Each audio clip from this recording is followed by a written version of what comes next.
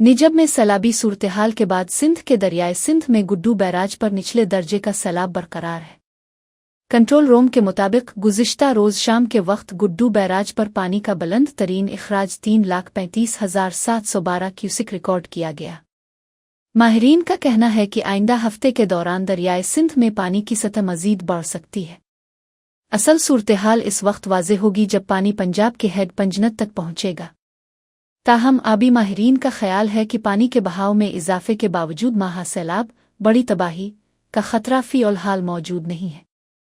दूसरी जानिब मीडिया पर सैलाबी खबरों के बाद सैकड़ों देहाती कच्चे के इलाके से अपना ज़रूरी सामान और माल मवेशी साथ लेकर महफूज मकामात की तरफ नकल मकानी कर गए हैं।